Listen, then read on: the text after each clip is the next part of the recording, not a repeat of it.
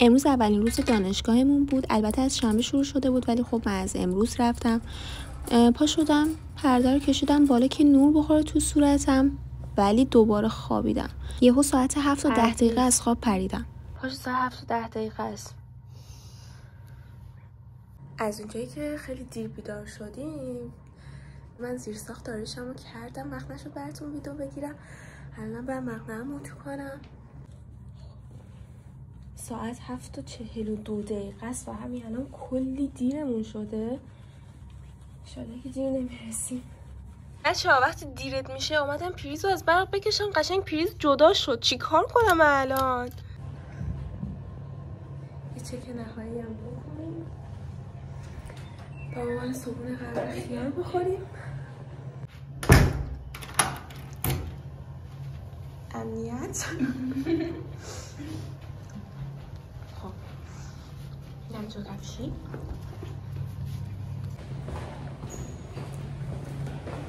البته خیلی خوف کردم. به سوی دانشگاه. اولین روز 3 دقیقه تا شروع کلاس و من تازه اول خوابگاهم. دیدی مامانه میگه تا 5 دقیقه دیگه خونه باش ولی دختر یه شهر دیگه است. من دقیقا منم. یه مسیر طولانی رو داریم میریم.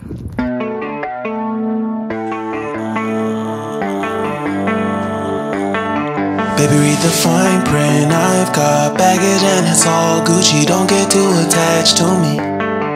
Everybody act like the answer. One love like in the movies. Wasting precious time assuming. روز اول خواب موندیم. دیرمون شده ولی پروانه ها خیلی قشنگه. اینم سردر دانشگاه.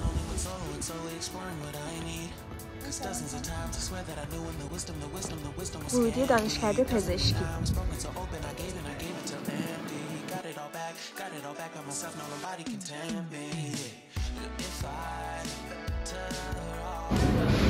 اینم از کلاسمون.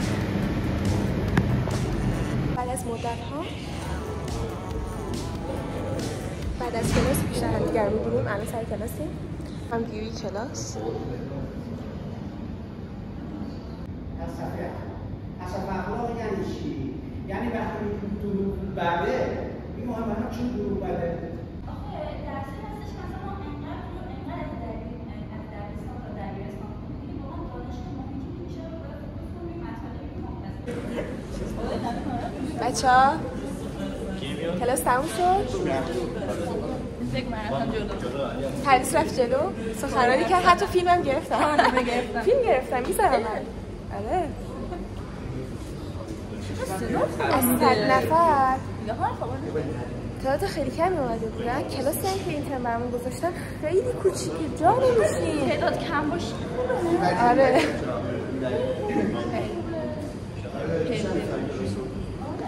آقای کامیار نومایی من این مشارکت داشتم. نداشتم؟ تو کلاس مشارکت داشتن ایشون؟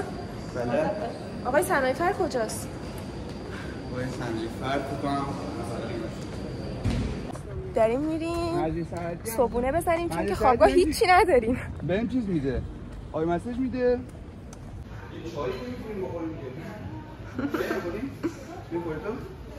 محیط غذاخوری.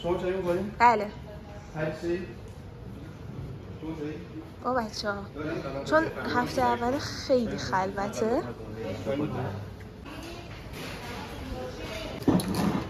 دم از غذا چایی.